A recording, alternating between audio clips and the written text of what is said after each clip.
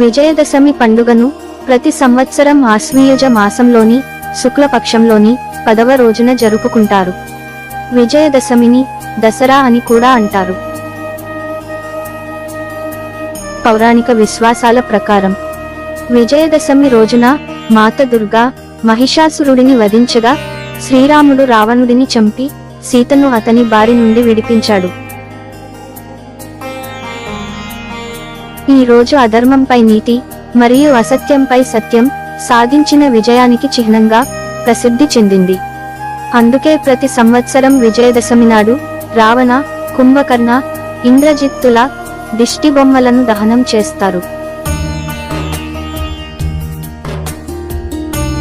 ఈ ఏడాది విజయదశమి తేదీ విషయంలో గందరగోళం నెలకొంది. విజయదశమి అక్టోబర్ 23న లేక 24వ తేదీన. దసరా పండగ శుభ సమయం ఏమిటి అనే ఈ విషయాన్ని ఇప్పుడు చూద్దాం.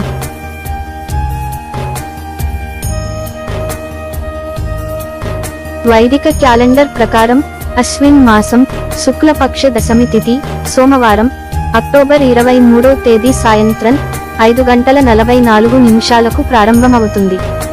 ఈ తేదీ మంగళవారం అక్టోబర్ 24 మధ్యాహ్నం 3:14 ముగుస్తుంది.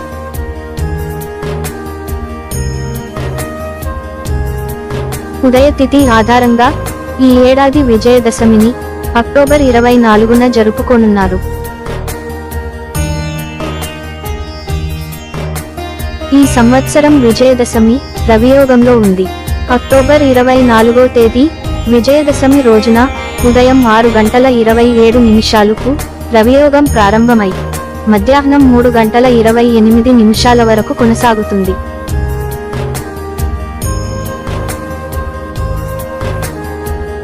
ఆ తర్వాత సాయంత్రం 6:38 నుండి రవియోగం ప్రారంభమై మరుసటి రోజు అక్టోబర్ 25వ తేదీ ఉదయం 6:28 వరకు కొనసాగుతుంది.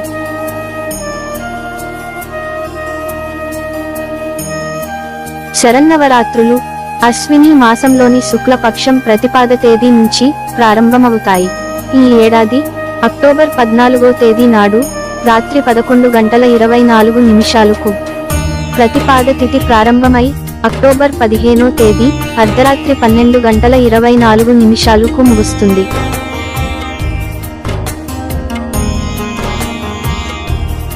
అంటే ఈ సంవత్సరం శారదీయ నవరాత్రులు అక్టోబర్ 15 ఆదివారం నాడు ప్రారంభం కానున్నాయి.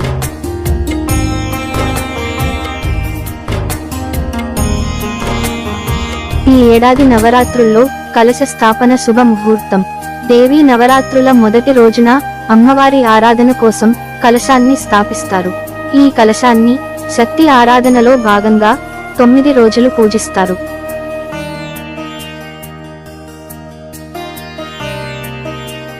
ఈ ఏడాది దేవీ శరన్నవరాత్రులు మొదటి రోజు 15 అక్టోబర్ 2023న వస్తుంది. అంటే ఆ రోజు కలశాన్ని స్థాపిస్తారు.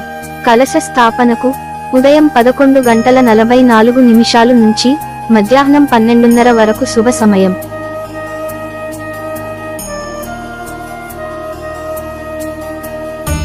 దేవీ నవరాత్రి పూజా విధానం. నవరాత్రులలో భాగంగా భక్తులు మొదటి రోజున అమ్మవారిని పూజించడానికి సూర్యోదయానికి ముందే ఉదయాన్నే లేచి స్నానం చేసి ధ్యానం చేసిన తర్వాత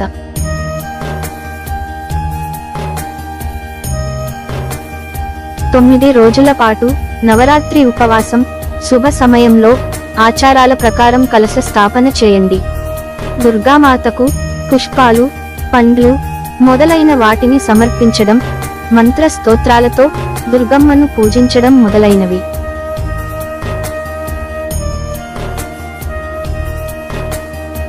నవరాత్రుల్లో భాగంగా ప్రతిరోజు దుర్గా సప్తశతిని, ముఖ్యంగా అమ్మవారి పూజలో పారాయణం చేయండి. ఇలా ఈ 9 రోజులు అమ్మవారిని పూజించి ఆ తర్వాత చివరి రోజు మీరు ఉపవాసం విరమించాలి.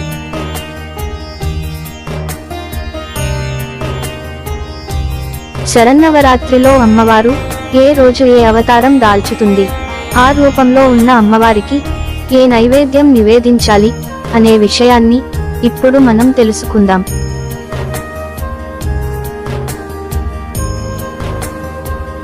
అమ్మవారి అలంకారాలు, నిత్య నైవేద్యాలు.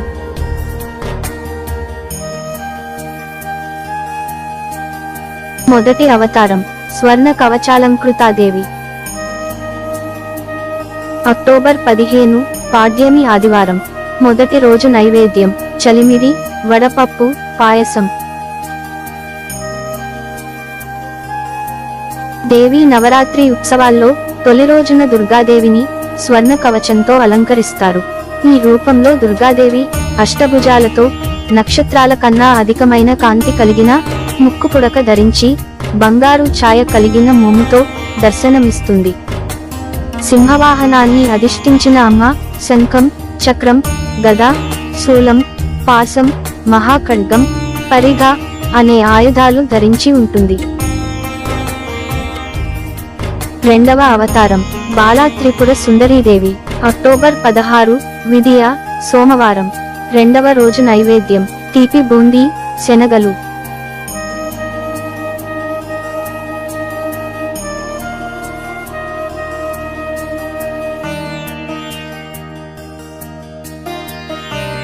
బాలా త్రిపుర సుందరిదేవి అంటే త్రిపురుని భార్య, అంటే ఈశ్వరుడి భార్య అయిన గౌరీదేవి అని అర్థం. మనస్సు, బుద్ధి, చిత్తం, అహంకారం బాల త్రిపుర సుందరిదేవి ఆధీనంలో ఉంటాయి.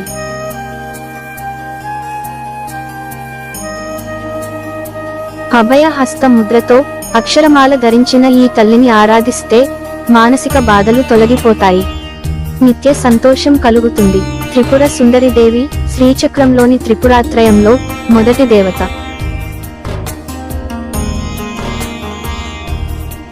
షోడశ విద్యకు ఈ దేవత అధిష్టాన దేవత కాబట్టి ఉపాసకులు త్రిపుర సుందరి దేవి అనుగ్రహం కోసం బాలార్చనన చేస్తారు. త్రిపుర సుందరి అంటే మనలోని 3 అవస్థలు జాగృత్, స్వప్న, సుషుప్తి. ఈ 3 అవస్థలు లేదా పురములకు బాల అధిష్టాన దేవత. ఈ 3 పురములను శరీరముగా చేసుకుని ఈ జగత్తు అంతటిని అనుభవింపచేస్తూ బాలగా అమ్మవారు సంతోషిస్తుంది. మనము ఎన్ని జన్మలు ఎత్తినా ఈ 3 అవస్థలలోనే తిరుగుతూ ఉంటాము. కేవలం ఉపాధులు మాత్రమే మారుతాయి. అటువంటి తల్లి ఈ రూపంలో మనలోనే ఉంది. ఆవిడ ఆత్మస్వరూపురాలు.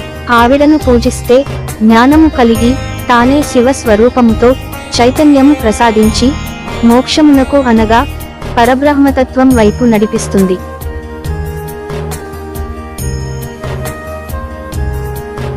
మండాసురుడు అనే రాక్షసునకు 30 మంది పిల్లలు. వీళ్ళందరూ అవిద్యా వృత్తులకు సంకేతం. ఆ అసురులు సామాన్యులు కారు. ఇంతకు పూర్వం యుద్ధాలలో ఇంద్రాది దేవతలను గడగడలాడించిన వారు. హంసలచే లాగబడుతున్న కన్యక అనబడే రథంపై వచ్చి 30 మంది బండాసుర పుత్రులను సంహరించింది. వారందరినీ ఒక్కతే కేవలం ఒక్క అర్ధచంద్ర బాణంతో సంహరించిందిట. బాలగా కనపడుతున్న శక్తికి ఏమీ తక్కువ కాదు. బాల ఆరాధన ప్రాణశక్తి ఆరాధనగా చెప్పబడుతున్నది. హంసల రథం అమ్మది. హంసలు అంటే శ్వాసకు సంకేతం. ఉచ్ఛ్వాస నిశ్వాసాత్మకమైన శ్వాసని, ప్రాణశక్తిని అక్కడ హంసగా పోలుస్తారు. ఆ విధంగా అమ్మవారి ఆరాధనలో ఈ ప్రాణశక్తిని, మూల ప్రాణశక్తిని ఆరాధించడమే బాలారాధనగా పిలువబడుతున్నది. శ్రీ బాలా త్రిపుర సుందరి ధ్యాన శ్లోకం. బాలా త్రిపుర సుందరి త్రిపురేశ్యై చ విద్మహే కామేశ్వర్యై చ ధీమహి తన్నో బాలా ప్రచోదయాత్. పూజా ఫలితం. అమ్మను భక్తి శ్రద్ధలతో పూజించిన వారికి శత్రువులను లేకుండా చేస్తుంది, ధనాదాయాన్ని పెంచుతుంది, ఆయుష్ను వృద్ధి చేస్తుంది, ఆరోగ్య బలాన్ని ఇస్తుంది. మూడవ అవతారం గాయత్రీదేవి. అక్టోబర్ 17 తదియ మంగళవారం. మూడవ రోజు నైవేద్యం రవ్వ కేసరి, పులిహోర.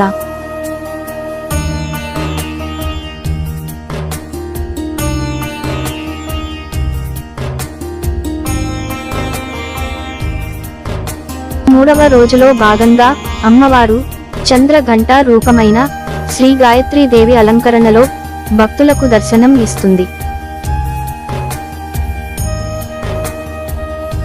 ఈ రోజు అమ్మవారిని ముదురు ఎరుపు రంగు చీరలో పూజిస్తారు. 10 చేతులను కలిగి దుష్టశక్తులను సంహరించడానికి సిద్ధంగా ఉన్నట్టు, అమ్మవారు పులిపై స్వారీ చేస్తున్నట్లు దర్శనమిస్తారు. గాయత్రీదేవి నుదిటిపై నెలవంక చంద్రబింబాన్ని తిలకంగా దిద్ది పూజిస్తారు. ఆ చంద్రుని పూజించటం ద్వారా ఇంట్లో ప్రతికూల వాతావరణం తొలగిపోయి ప్రశాంతతను కల్పిస్తాడు. అందుకు ప్రతీకగానే గాయత్రీదేవి అమ్మవారిని చంద్రఘంట అని పిలుస్తారు.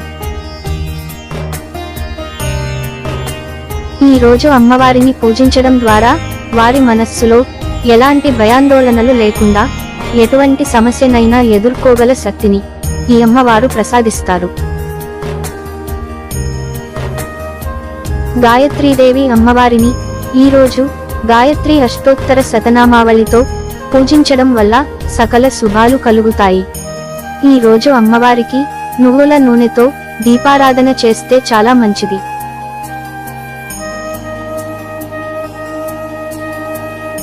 నాలుగవ అవతారం అన్నపూర్ణాదేవి. అక్టోబర్ 18 చవితి బుధవారం. 4వ రోజు నైవేద్యం పొంగలి.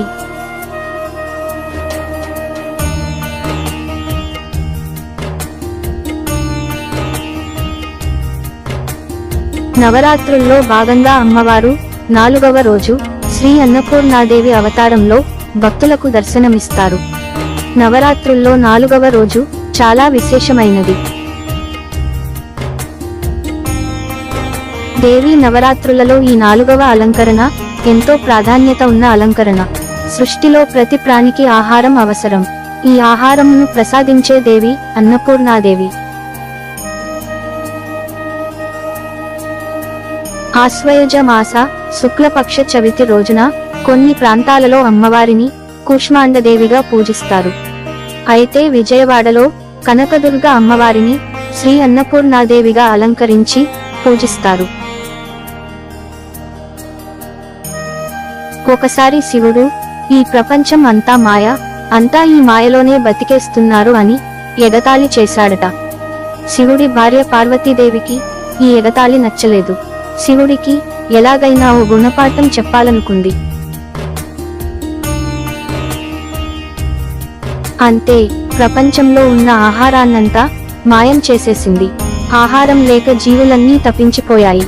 ఆఖరికి శివుడు కూడా ఆకలితో దహించుకుపోయాడు. అప్పుడు పార్వతీదేవే ఆయనకు స్వయంగా తన చేతులతో భిక్షను అందించింది. అలా శివునికి సైతం భిక్షను అందించిన పార్వతీదేవిని అన్నపూర్ణాదేవిగా కొలుస్తున్నారు. అందుకే కాశీలో శివునికి ఎంత ప్రాధాన్యత ఉందో అక్కడ కొలువైన అన్నపూర్ణాదేవికి కూడా అంతే ప్రాధాన్యత ఉంది. ఈ రోజు హ్రీం శ్రీం క్లీం అన్నపూర్ణాయై నమః అన్న మంత్రాన్ని కనుక వీలైనన్ని సార్లు జపిస్తే అన్నపూర్ణాదేవి అనుగ్రహం లభించి తీరుతుందట. మనిషికి వెంటనే ఆకలి తీరిపోవాలంటే పాలు తాగుతాడు. కడుపు చల్లగా ఉండాలంటే పెరుగన్నం తింటాడు. అందుకే అన్నపూర్ణాదేవి దధ్యోదనం కాని, పాలతో చేసిన పరమాన్నం కాని నైవేద్యంగా స్వీకరించేందుకు ఇష్టపడుతుంది. ఈ రెండూ కుదరకపోతే కనీసం పాలనైనా నైవేద్యంగా అందించాలి. ఇంట్లో ఎప్పుడూ ఆహారం ఉండాలంటే తగినంత డబ్బు కూడా ఉండాలి. అన్నపూర్ణాదేవిని ఆరాధిస్తే జీవితంలో ఆకలి బాధ అనేదే ఉండదు. ఆ ఆకలిని కలిగించే ఆర్థిక బాధలు ఉండవు. ఆకలి తీర్చే తల్లికి ప్రతిరూపం అన్నపూర్ణ. అందుకనే సంతానం కావాలనుకునేవారు దసరాల్లో అన్నపూర్ణాదేవిని కనుక పూజిస్తే తప్పకుండా వారి కోరిక తీరుతుంది. 5వ అవతారం లలితాదేవి. అక్టోబర్ 19 పంచమి గురువారం. 5వ రోజు నైవేద్యం పులిహోర, పెసర బూరెలు.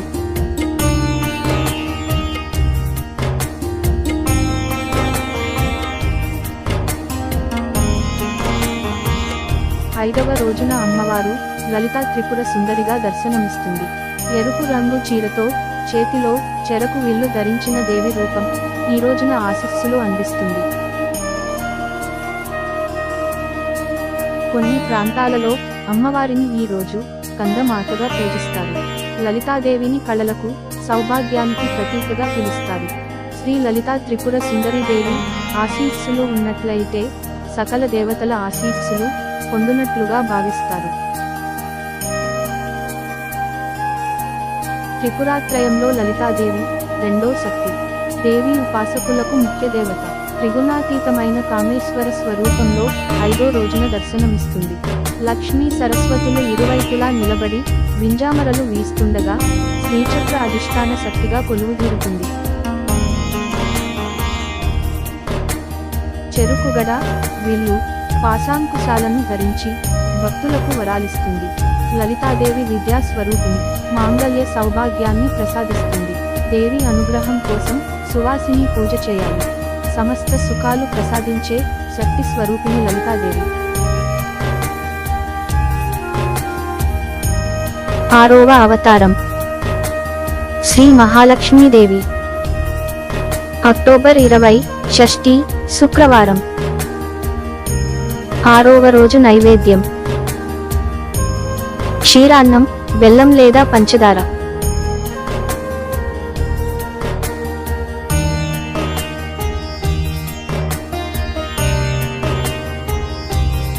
నవరాత్రుల్లో విశేషమైన 6వ రోజు మహాలక్ష్మి అమ్మవారుగా దర్శనమిస్తుంది.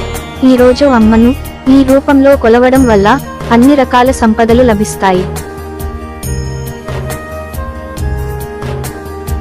ధాన్యలక్ష్మి, ధనలక్ష్మి, విద్యాలక్ష్మి, విజయలక్ష్మి, సంతానలక్ష్మి, గజలక్ష్మి వంటి 8 రూపాల్లో ఉన్న అష్టలక్ష్ములను కొలిచిన ఫలితం లభిస్తుంది.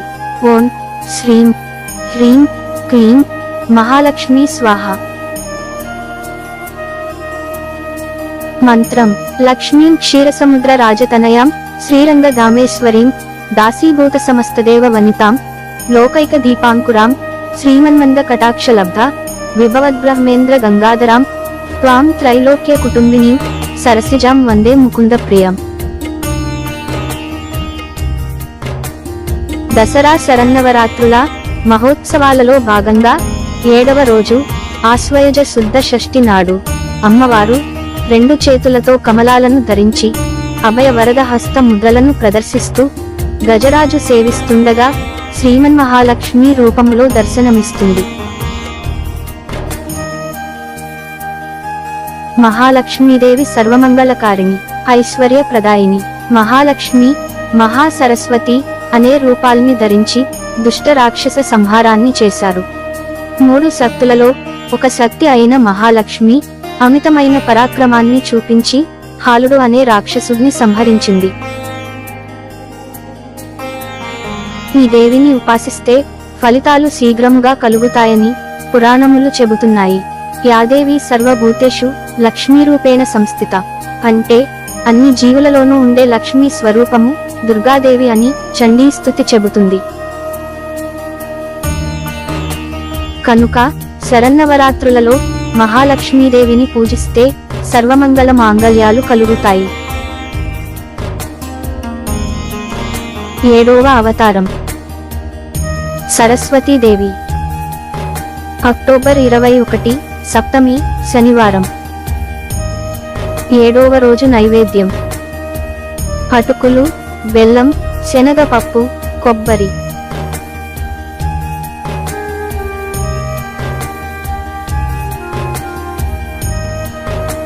సరస్వతి నమస్తుభ్యం వరదే కామరూపిణి విద్యారంభం కరిష్యామి సిద్ధిర్భవతు మే సదా పద్మపత్ర విశాలాక్షి పద్మకేసరవర్ణిని నిత్యం పద్మాలయా దేవి సా మాం పాతు సరస్వత.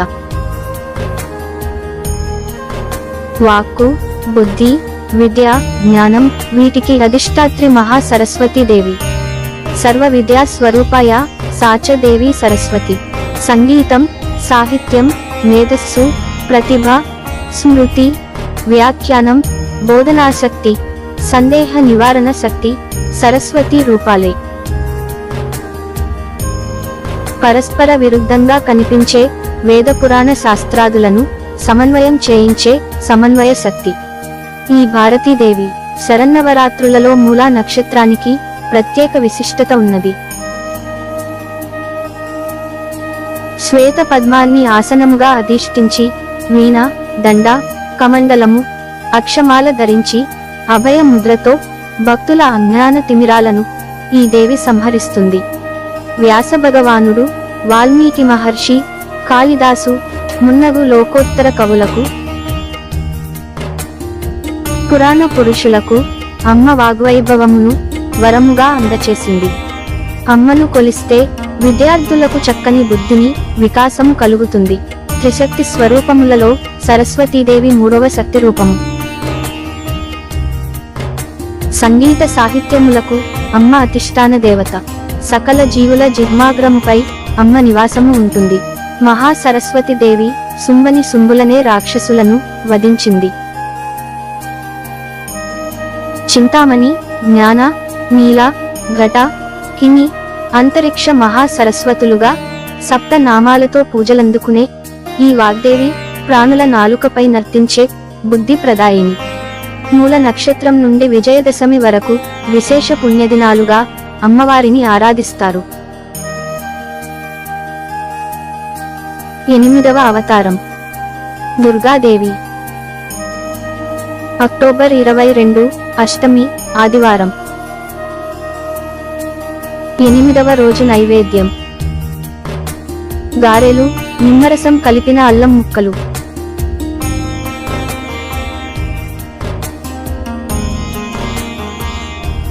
నవరాత్రులలో 8వ రోజు దుర్గాదేవిగా అమ్మవారు దర్శనమిస్తున్నారు. కొన్ని ప్రాంతాలలో అమ్మవారిని ఈ రోజు మహాకాళిగా పూజిస్తారు. దేవి నవరాత్రులలో అత్యంత ప్రాధాన్యమైన రోజు. ఈ రోజు ఎంతో విశేషమైన అలంకరణ, పూజ నియమములను ఆచరించవలసినటువంటి రోజు. ఈ రోజు అమ్మవారు పరమేశ్వరుని భర్తగా పొందుటకై అగ్నిసూత్రాల మధ్య కఠోర తపస్సు చేసినది. ఆ కఠోర తపస్సు వల్ల ఆమె దేహం నల్లబడుతుంది. నల్లబడిన అమ్మవారి శరీరాన్ని గంగాజలంలో ప్రక్షాళన చేస్తారు. దాని వలన ఆమె శరీరం గౌరవర్ణంతో విద్యుత్ కాంతులను వెదజల్లుతూ ఉంటుంది. అప్పటి నుండి ఆ అమ్మవారు మహాగౌరిగా ప్రసిద్ధికెక్కింది. నవరాత్రులలో 9 రోజులు అమ్మవారిని పూజించలేనటువంటి వారికి అతి ముఖ్యమైన 3 రోజులు, 3 అవతారములు. 6, 7, 8 రోజులలో జరిపేటటువంటి అవతారాలు. ఈ రోజులలో అయినా తప్పకుండా పూజ చేస్తే ఆ అమ్మ ఆశీర్వాదం దక్కుతుంది. 9వ అవతారం మహిషాసుర మర్దినీ దేవి. అక్టోబర్ 23, నవమి, సోమవారం. 9వ రోజు నైవేద్యం పులిహోర, గారెలు.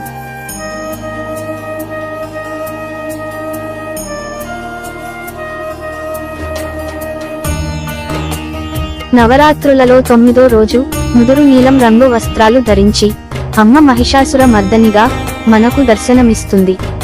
కొన్ని ప్రాంతాలలో అమ్మవారిని ఈ రోజు సిద్ధిదాత్రిగా పూజిస్తారు. దుర్గామాత 9వ శక్తి రూపం సిద్ధిదాత్రి. ఈమె సర్వ సిద్ధులను ప్రసాదించే శక్తి అవతారం. పరమేశ్వరుడు సర్వసిద్ధులను ఈ దేవి కృపతోనే పొందినట్టుగా దేవీ పురాణంలో ఉంది. మహిషాసురుణ్ణి చంపడానికి దేవతలందరూ తమ తమ శక్తులను ప్రదానం చేయగా ఏర్పడిన అవతారం ఇది. సింహాన్ని వాహనంగా ఈ దేవికి హిమవంతుడు బహుకరించాడు. సింహవాహనంతో రాక్షస సంహారం చేసి అనంతరం ఇంద్రకీలాద్రిపై వెలిసింది. రాక్షసుల రాజు అయిన రంభాసురుని కుమారుడు మహిషాసురుడు. రంభాసురుడు కామ వాంఛతో దున్నపోతు రూపంలో తిరుగుతూ ఉంటాడు. అలా ఒకరోజు ఒక అందమైన ఆడదున్న రూపానికి ముగ్ధుడు అయిపోతాడు. ఆమెను పెళ్లి చేసుకుంటాడు. వారికి సగం మనిషి, సగం దున్నపోతు రూపంలో ఉన్న మహిషాసురుడు జన్మించాడు. సాధారణంగా అసురులకు దేవతలకు మధ్య వైరం ఎప్పటి నుంచో ఉండేది. చాలా మంది అసురులు వర బల గర్వంతో స్వర్గాన్ని జయించడం, తరువాత విష్ణువు, శివుడు వేర్వేరు అవతారాలు ధరించి వారిని నిర్జించడం జరుగుతూ ఉంటుంది. అలాగే మహిషాసురుడు కూడా దేవతలను నాశనం చేయాలని భావించాడు. అందుకోసం పక్కా ప్రణాళిక రచిస్తాడు. బ్రహ్మ కోసం ఘోర తపస్సు చేస్తాడు. అందరూ రాక్షసుల మాదిరిగానే చావు లేకుండా వరం ఇవ్వాలని కోరతాడు. అది కుదరదని బ్రహ్మ చెప్పడంతో మహిళలు అబలలు కనుక వారు తనను ఎలాను సంహరించలేరు కనుక వారు మినహా ఎవరి చేత మరణం లేకుండా వరం ఇవ్వాలని కోరాడు. అందుకు బ్రహ్మ అంగీకరించి వరమిస్తాడు. దీంతో మహిషాసురుడు ఆ వరం ఉందనే గర్వంతో ఇష్టమొచ్చినట్లు ప్రవర్తిస్తుంటాడు. తనను ఓడించే మహిళ ఉండదని విర్రవీగుతూ దేవతలతో యుద్ధానికి దిగి వారిని ఓడించాడు. దీంతో దేవతలు తమను రక్షించమని త్రిమూర్తులను వేడుకుంటారు. అప్పుడు వారు తమ ముగ్గురి శక్తులు కలబోసి ఒక మహిళను సృష్టించారు. ఆమె ఎవరో కాదు, దుర్గాదేవి. అలా దుర్గాదేవి రూపంలో అవతరించి మహిషాసురుడిని వధించిన ఆ మాత మహిషాసురమర్దినిగా మారింది. 10వ అవతారం శ్రీ రాజరాజేశ్వరి దేవి. అక్టోబర్ 24 దశమి మంగళవారం. 10వ రోజు నైవేద్యం చక్కెర పొంగలి.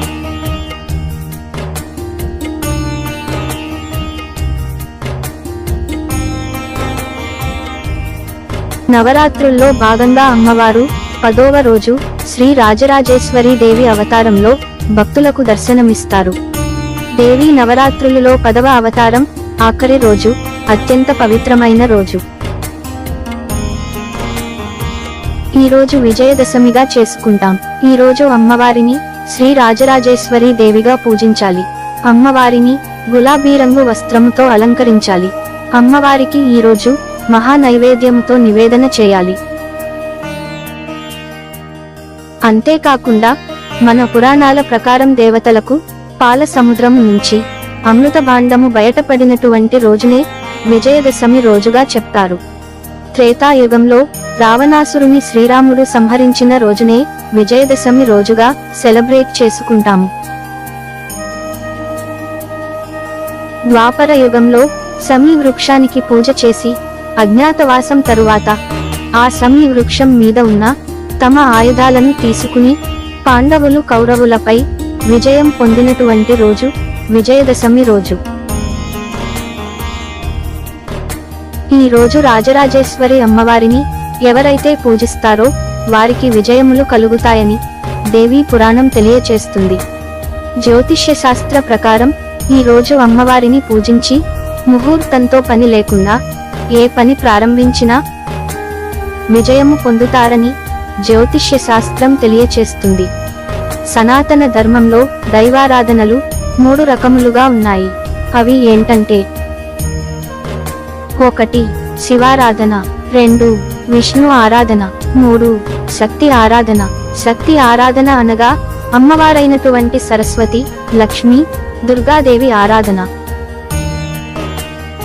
శక్తి ఆరాధనలకు శరన్నవరాత్రులకు మించినటువంటి రోజు మరొకటి లేదు. సర్వే జనా సుఖినో భవంతు. మీ యొక్క అభిప్రాయాలను కామెంట్ రూపంలో తెలియజేయండి. మా ఛానల్ని సబ్స్క్రైబ్ చేసి మరిన్ని మంచి విషయాలను మీ ముందుకి తీసుకువచ్చేలా మమ్మల్ని ప్రోత్సహించండి. మీ ప్రేమ్ 437.